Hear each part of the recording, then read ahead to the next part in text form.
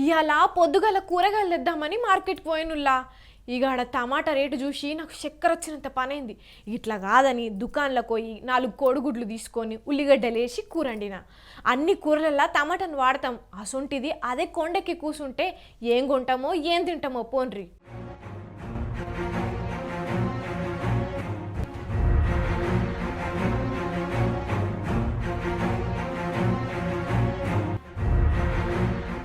వామ్మో వామ్మో, కడమ జాగలల్లా ఎంతుందో గాని పట్నంలోనైతే టమాటా 100 రూపాయలైంది కదా.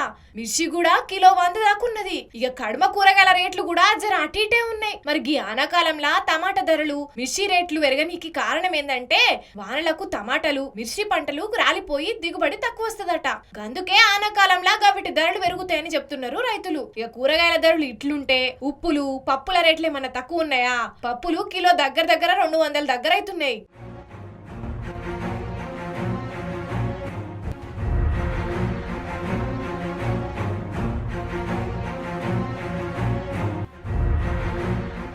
మొన్నటి దాకానేమో ఎండలకు కూరగాయల ధరలు బగ్గనే పెరిగినాయి.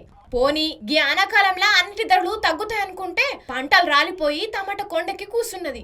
అయినా రేట్లు పెరిగినాయని ఉపాసం ఉండం కదా. కిలో తెచ్చుకునే కాడ అర్ధ కిలో తెచ్చుకునే కాడ పావు కిలో తెచ్చుకొని కథ నడిపియాలి. లేకపోతే ఓ పూట తొక్కో కారమో వేసుకుని ఎల్లదీయాలి అని అంటున్నారు టమాటా ధరలను చూస్తున్నోళ్ళు. మరి టమాటా ధర గిట్ల 100 కాన్నే ఆగుతుందో లేకపోతే ఇంకిన్ని వానలు పడి పంట చక్కగా రాకపోతే ధర ఇంకింత పెరుగుతుందో? ఒక యాళ్ళ ఇంకా పెరగనంటే ఆహనా పెళ్ళంట సినిమాల కోట శ్రీనివాసరావు కదా కోడిని ఏలాడ తీసుకొని ఉత్తాన్నం తిన్నట్టు మనం కూడా టమాటాలను పచ్చిమిర్చిలను ఏలాడ తీసుకొని వీటిని చూసుకుంటా తినాల్సి వస్తుందేమో. ఏం ధరలో ఏమో పోన్రి. ధరలు పెరుగుతానేమో మనకు కష్టం, తగ్గుతానేమో రైతులకు కష్టం. కానీ ధరలు పెరిగినా తగ్గినా లాభపడేటోళ్ళు ఎవరన్నా ఉన్నారా అంటే అది దళారులే.